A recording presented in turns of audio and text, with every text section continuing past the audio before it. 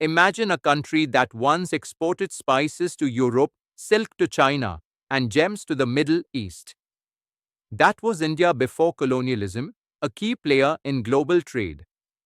Now imagine the same country becoming a mere exporter of raw materials and an importer of foreign goods with no say in what or how it trades. That's what happened under British rule. In this video, we'll explore how India's foreign trade was reshaped, controlled, and used for the benefit of Britain, not India. Let's begin with a quick definition. Foreign trade refers to the import and export of goods and services between countries. A healthy foreign trade system helps a country earn foreign exchange, access global markets, and specialize in its strengths. But under British colonial rule, India's trade wasn't for development, it was for exploitation. Let's now see how. During the colonial period, India's exports and imports followed a rigid pattern designed to feed British industries. India mainly exported primary products like raw cotton, jute, indigo, sugar, wool, and silk. Meanwhile, it imported finished goods, especially cotton and woolen textiles, silk garments, light machinery. So essentially, India exported raw materials and imported back the finished version, but at much higher prices.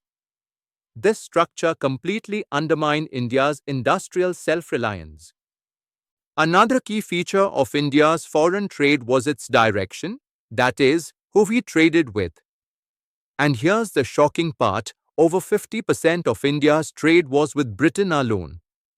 The rest was limited to countries like China, Persia, now Iran, and Ceylon, now Sri Lanka. This was not by accident.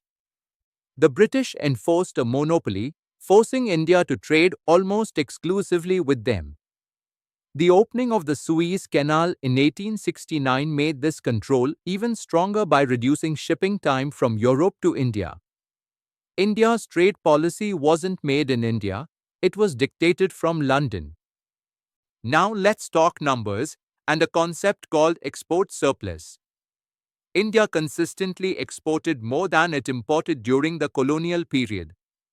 This is called an export surplus. But wait, did this benefit India? Not at all. Here's why. This surplus was used to pay for administrative costs of the British in India, fund British wars, cover expenses of the British office in London, and pay for invisible imports like shipping and insurance provided by British firms. In short, this so-called surplus never reached India. This led to what economists like Dadabhai Nauroji called the drain of wealth. India earned but never benefited. So what do we take away from this? India's foreign trade under British rule was designed not to develop India, but to support Britain's industrial revolution. India exported what Britain needed, imported what Britain produced, and remained stuck in a colonial trade trap. The effects?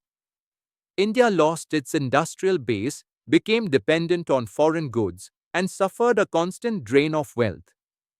Understanding this helps us see why post-independence India focused on self-reliant trade policies, export diversification, and building indigenous industries.